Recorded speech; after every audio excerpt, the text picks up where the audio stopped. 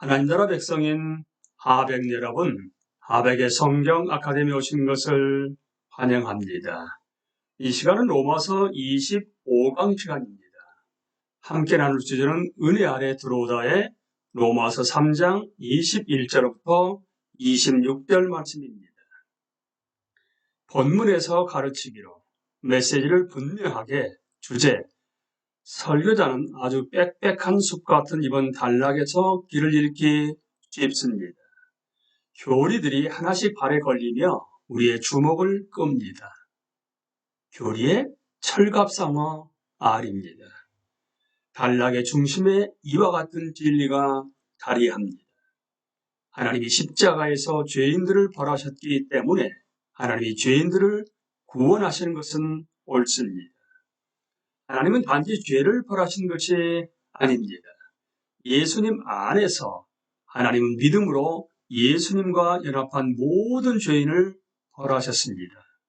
하나님은 나의 죄만 벌하신 것이 아닙니다. 하나님은 나를 벌하셨습니다. 나를 벌하셨기 때문에 하나님은 예수님 안에서 나를 의롭다고 선언하실 때 옳은 일을 하시는 것입니다. 이 진리의 놀라움을 과장하기란 어렵습니다. 목적을 분명하게 목표. 이 단락을 설교할 때 더 큰 위험이 있습니다. 이 단락은 하나님에 관한 것인데도 마치 우리에 관한 것인 양 다룰 위험이 있기 때문입니다. 여기는 1차적으로 나와 나의 구원에 관한 것이 아니라 하나님과 그분의 평판에 관한 것입니다.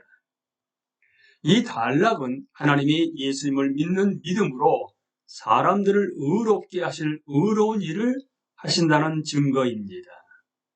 이러한 하나님 중심은 설교자들에게 문제입니다. 우리는 메시지가 사람 중심일 때 청중이 더 주목하리라고 생각하기 때문입니다. 우리는 25절 하반절에서부터 26절이 결국에 상당히 멋지고 철학적으로 깔끔한 조언이라고 생각합니다. 이 구절은 그보다 깊습니다.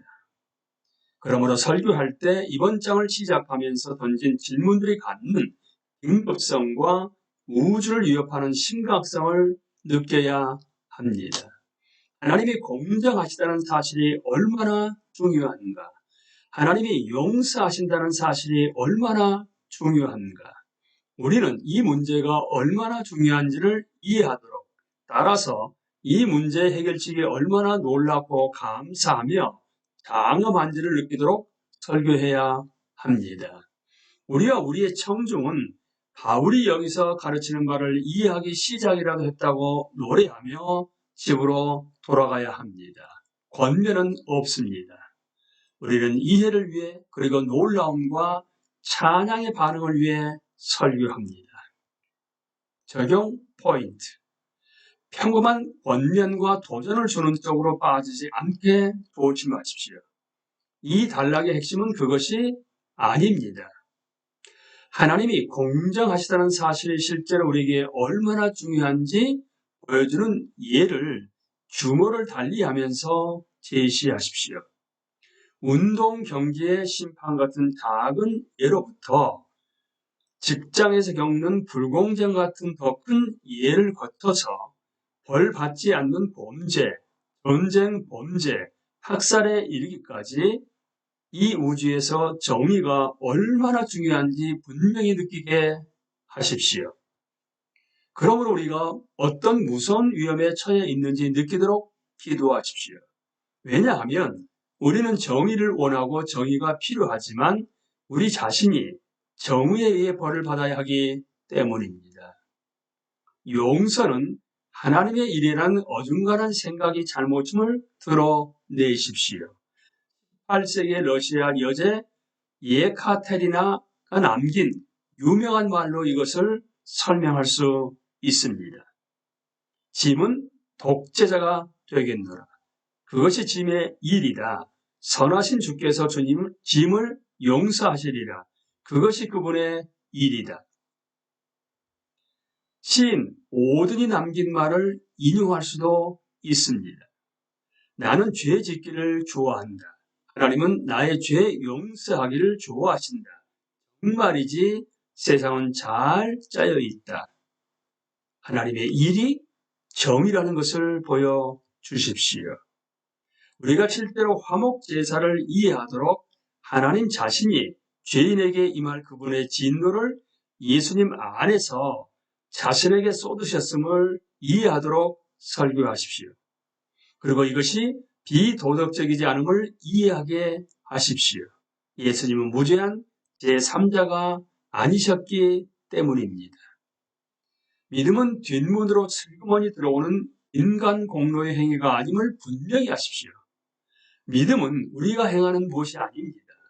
만일 그렇다면 공로를 우리에게 돌릴 수 있을 것입니다. 우리의 믿음을 엄청나게 값진 보석이 박힌 싸구려 반지로 보았던 옛 비유를 활용할 수 있습니다. 이 반지에 박힌 보석이 바로 모든 공로를 지닌 그리스도입니다. 반지의 가치는 우리의 믿음에 있지 않고 나는 내 믿음이 부러우라고 말할 때처럼 우리가 믿음으로 붙잡는 그리스도에게 있습니다. 은혜란 우리의 귀중하지만 아주 적절하지는 못한 의를 만족스럽게 하는 추가, 마치 하나님의 부족한 부분을 메우시는 것처럼 추가가 아님을 이해시키십시오. 은혜는 하나님이 우리에게 필요한 의의 100%를 예수님의 죽음으로 인해 주시는 것입니다. 우리가 칭의의 놀라움과 오름을 느끼고 찬양하며 집으로 돌아가도록 설교하고 기도하십시오. 설교 본문 개요. 교리들을 자세하게 설명하고 싶지 않다면 이 단락을 설교 한 편으로 설명할 수 있습니다. 3장 21절부터 26절 설교 한 편. 청중에게 문제의 중요성을 이해시키는 데서 시작해야 합니다. 이번 장 처음에서처럼 말입니다. 티칭 포인트를 앞에서 살펴본 이 단락의 4단계와 연결할 수 있습니다. 첫째, 증인들, 구원하는 하나님의 의는 구약이 가르치며 복음이 더 분명하게 가르친다. 둘째, 수혜자들, 구원하는 하나님의 의는 오직 예수 그리스도에게서 나오며 그분에게 무릎 꿇는 자들에게 주어진다. 셋째, 근원, 구원하는 하나님의 의는 우리의 화목제물로 돌아가신 예수 그리스도의 죽음을 통해서만 주어진다. 넷째, 증명, 이렇게 나타난 하나님의 의는 하나님이 죄인을 구원하심이 옳다는 것을 증명한다. 대안으로 다음과 같이 단순할 수도 있습니다. 첫째, 하나님은 사람들이 오직 예수님을 통해 자신과의 바른 관계에 이르게 하십니다. 우리는 율법 없이 자신을 바르게 할 수 없으며 예수님 외에 다른 길은 없습니다.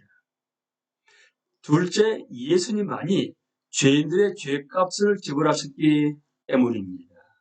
우리는 기초인 화목 제사와 결과인 구속을 설명합니다. 셋째, 그리고 이것은 하나님의 용서가 공정함을 증명합니다. 성경 공부 인도.